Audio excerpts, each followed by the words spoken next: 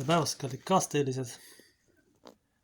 Mul on siin vahepeal kogunud omajagu sündmusi, millest tahaks rääkida. Ja aluseks ma olen Markuse evangeeliumist 28-33.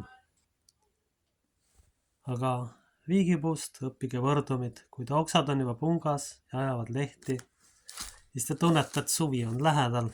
Ja nõnda on ka teie. Kui te näete seda sündivat, teadke, et see on lähedal ukse ees. Tõesti, ma ütlen teile, selle põlve rahvas ei lõppe mitte ära, enne kui see kõik sünnib. Taevas ja maa hävivad, kuid minu sõnad ei hävi mitte. Ja sellest päevast ei tunnista teid ükski ega inglikid taevas, ega poeg muud kui isa üksi. Vaadake, et olge valvel, sest ei tea, millal see aeg on käes. Aamen. Selle põlve rahvas. Ehk me siin räägime inimestest maailmast, kelle puudub igasugune eetika, moraal ja halastus. Me räägime inimesest, kelle jaoks lapsed on ükskõik ja kes on valmis täitma ükskõik millise globalistide käsu. Kelle rumalus ja alatus ulatub jumal teab milleni. See ulatub selleni, et isegi kui laps midagi kaotab või unustab, tuleb võtta näiteks allkiri. Ja siis küsiks veel ühe küsimuse. Kas füüsiliselt rasket haige inimese koht on ikkagi laste keskel? Kas me tõesti riskime sellega, et kui inimesega midagi juhtub, me tekitame trauma? Ajame taga olematuid asju, mida üldse olemaski ei ole. Tegeleme pseudoprobleemidega, jätame lapsad neljapajukile. Täna oli juhtum, kus üks noormees kokku vajus, tõenäoliselt alatoitluse tõttu. Ja sellest muidugi keegi ei räägi. See, mis toimunud on viimastel aegadel, on toimunud kurjus aktiveerimine, inimeste moraalne allakäik ja kadumine.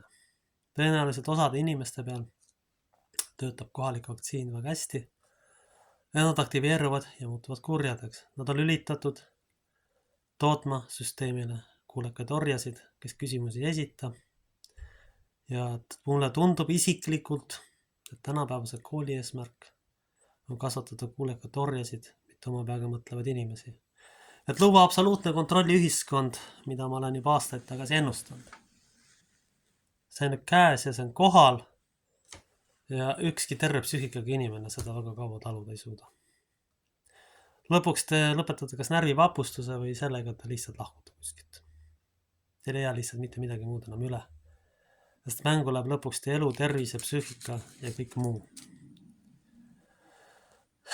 Kas me sellist maailma tahtsime, kas me oleme sellist süsteemi tahtnud? Ei, kindlasti mitte. Aga orjarahva uskumatu orjalikkus, uskumatu petantsus, külmus ja harimatus on viinud lõpuks selleni, et ei hoolitseta järeltulevate põlvede tuleviku eest või kasvatades globalistidele kasuligi horjasid hoopiski. See totrus on läinud juba ammu igasuguse piiri. See on muutnud. Tegelikult ütleme otse välja nii palju, kui minu käes on informatsiooni sisuliselt koolid vangimajadeks. Kui see tendents jätkub ja kui mõni mees arvab, et ta võib ka palli vastu allkirja küsida, siis ma küsiks selle venna psüühilise tervise kohta. Kas te olete ikka adekvaatne? Kas te teate ka, mida teete? Arvate, et sellega kasvatate distsipliini? Ei, te ei kasvata seda. Te kasvatate hoopis inimesi, kes kardavad eksida, aga seda te ei ole võimelised nägema. Sest see maailm, kus oli normaalsus, on juba otsas. See maailm on otsas ja kadumas ja ära minemas ja seda rohkem enam ei ole. Nagu ma ütlesin, nagu kirjakoht ütles, kuni selle põlve rahvas lõpeb, ehk selle tasandi rahvas otsa saab, ehk ära kaob. See viimne päev ei pruugi tähendada üldse mitte mingisugust sõda, see võib olla või mitte. See tähendab hoopis seda, et vana mõttelaadiga inimesed lihtsalt kaovad, hukkuvad.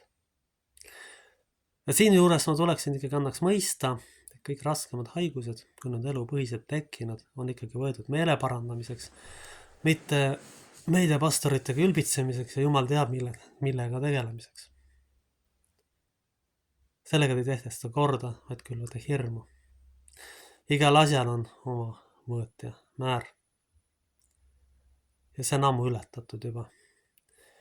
Igasugune soliidne ja terve mõistuslik käitumine on, mulle tundub, et peale koroonat ühiskonnast paljudel juhtudel juba otsa saanud. Praeguseid protsesse vaadates mulle tundub, et siin on aktiveerivad veel mõned kurjuse elemendid. Et kui ikkagi mees nagu naise ja 2 väikest last maha jätab, siis mul tekib küsimus üldse, kas ta on esiteks punkt 1 adekvaatne ja punkt 2 seda, kas ta ikka teab, mis asi üldse moraal ja eetika on. Ega vist ei teagi.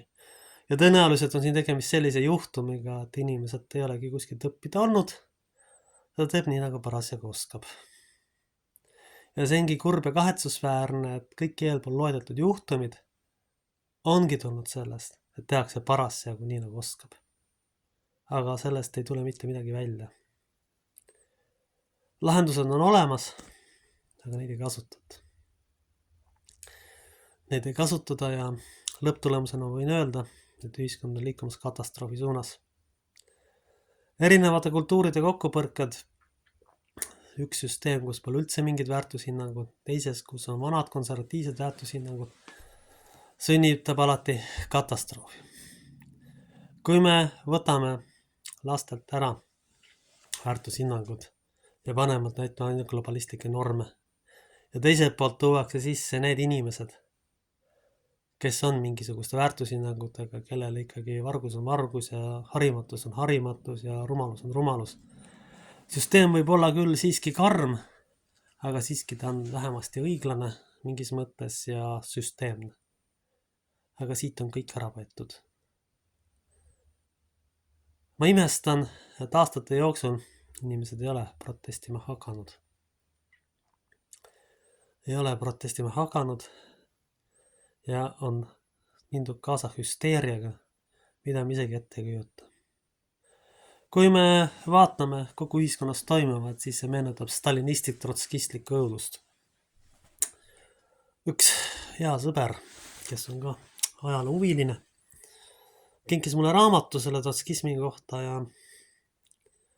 ja siis sealt ma lugesin, ei ole nüüd originaalmõte, et seltsimehed stalinistid hakkasid uurima, kas küpsistel on natsionaalsotsialistlikke sümboleid või mingid sümbolid, mis meenutavad kodanike natsionaliste ja üks tüüp sai sellest preemia. See ei ole anekdoot, see tegemist on ajaloolise tõsiasjaga ja tegevus toimus 30. Venemaal. Täpselt samasuguse õudusega mõrdleksin seda palliteemat. Sellega ta ei tehtesta distsipliini. Nii kui laps unustab allkiri. Te kujutage ise ette. Te lähete, laenate sõbra käest midagi. Kogemata kaotate ära ja keegi küsib teie käest allkirja. Mul tekib küsimus, et kas see inimene on psüühiliselt üldse terve. Vastus on tegelikult, et ei ole. Tegemist on ikkagi juba kerge paranoia vormiga, kui igat tüüpi, kes 10 minutit seisab kuskil bussiga, ütleme, platsil ja teeb suitsu ja ootab oma last, et sellele tuleks umbes politsei kutsuda. Tulge taevas appi. Ehk tegelikult, kui nüüd päris ausalt öelda, siis kuna puud tuntakse tema viljadest, siis ma võin kinnitada, see on stalinistlik trotskistlik süsteem. See on lükatud lihtsalt rohepöörde kasmesse ja süsteem on täpselt samasugune. Lihtsalt esialgu on see leevendatud versioon, nüüd on see hirmuga leebemaks kutsutud. Tahetakse omada võimu inimese isikliku raha üle, kõige üle, kui keegi vahetab kellegile. See on ju tegelikult, see on inimese isiklik asi, mõtlen. Ei ole kuskil juriidiliselt ette nähtud, et sellist asja peaks kuidagi ka allkirjaga äkki tegema. Me jõuame lõpuks välja hea eesmärgi nimel stalinismi ja trotskismi. Me oleme jõudnud juba selles ühiskonnas. Iga asi on niimoodi üle reguleeritud, et tuleb taevas appi. Mitte midagi enam ei toimu. See pole enam bürokraatia, vaid see on patoloogia. Kui anname matsirahva kätte võimu, siis ta muudab kõik patoloogiaks ja mõnitamiseks. Selles on see probleem. Ehk selle kohta ütleks Jeesus, et te olete isakojast teinud röövlikaupa. Te olete teinud kõikidest ühiskondlikest institutsioonidest kogu ühiskonnast varsti vangilaagri. Kus mitte midagi ei või, kus kõik peab olema täpselt idiootsuseni reguleeritud, kus omapäega mõtlemisest võetakse pea varsti maha. Ja kui arvestada seda, et vene kultuur on siiski natuke inimlikum, siis eestlane jõuab oma totruses uskumatute tulemusteni.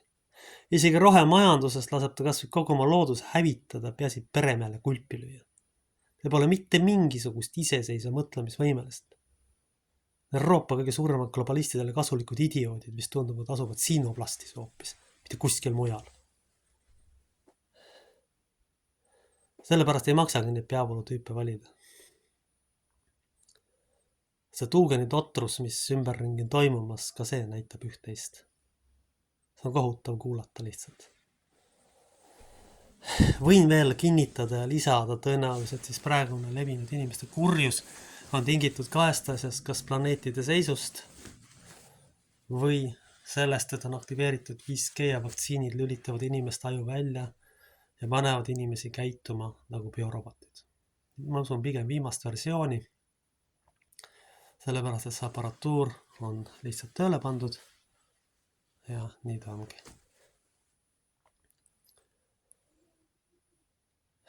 Aamen. Meie isa, kes oled taevas, pühitsetud olgu sinu nimi, sinu riik tulgu, sinu tahtmine sündigu nagu taevas, nõnda ka maa peal, meie igapäevast leiba, anna meile tänapäev ja anna meile andeks meie võlad, nagu meiegi andeks anname oma võlglastele. Ja ära saada meid kiusatusse, vaid päästa meid ära kurjast, sest sinu päralt on riik, vägi ja au igavesti. Aamen.